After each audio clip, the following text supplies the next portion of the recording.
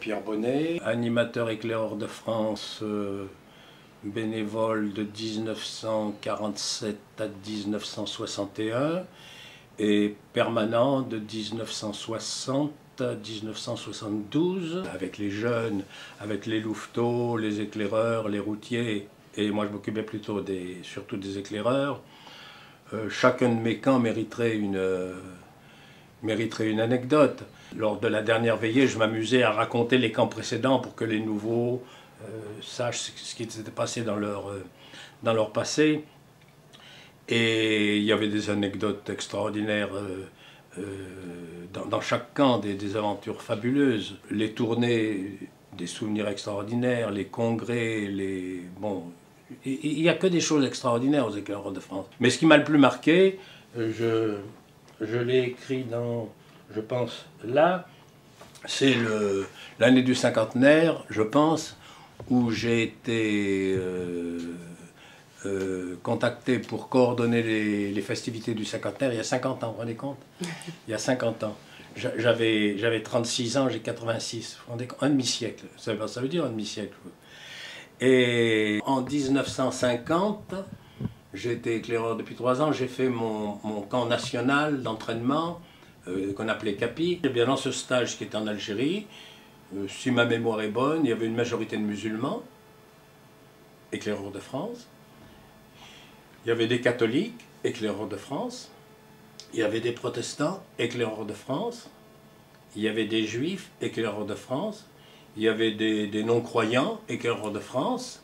Et ils vivaient ensemble d'une façon parfaitement fraternelle, chacun pratiquant sa religion librement.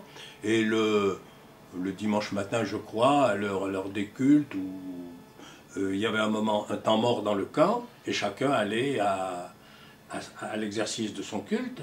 Et ceux qui ne pratiquaient pas se réunissaient autour du chef de camp. Il y avait une réflexion, une méditation de caractère neutre. Et c'est un témoignage. Témoigner qu'on peut avoir des religions différentes et être en parfaite fraternité. Je suis sûr qu'il y a en France 1, 2 ou 3 millions de personnes qui ont été formées par le scoutisme. Le civisme, la nature, l'écologie, le mot n'existait pas. Moi, c'est un mot que j'ai appris en 1968, je ne connaissais pas ce mot.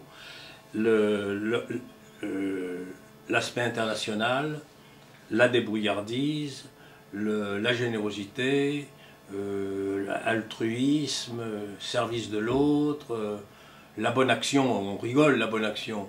Bon, vous savez que l'éclaireur, je ne sais pas si ça se fait toujours, il a un foulard, le matin il fait un nœud à son foulard. Ça veut dire je dois faire une bonne action. Dès qu'il a fait une bonne action, par exemple rendre service à quelqu'un dans la rue, il défait son foulard, ça veut dire qu'il a fait sa bonne action. Quand j'ai quitté les éclaireurs en 72, remplacé par René Clermollet, puisque j'allais reprendre un poste dans l'enseignement, j'avais donc écrit ce texte à longue marge disant que les éclaireurs ne disparaîtraient jamais. Mais attendez, j'écrivais ça il y a 50 ans. Donc ma prophétie a tenu 50 ans déjà. Alors est-ce qu'elle tiendra encore 50 ans? Je n'en sais rien. Et je concluais, je me souviens plus ce que racontait exactement, je concluais... oui.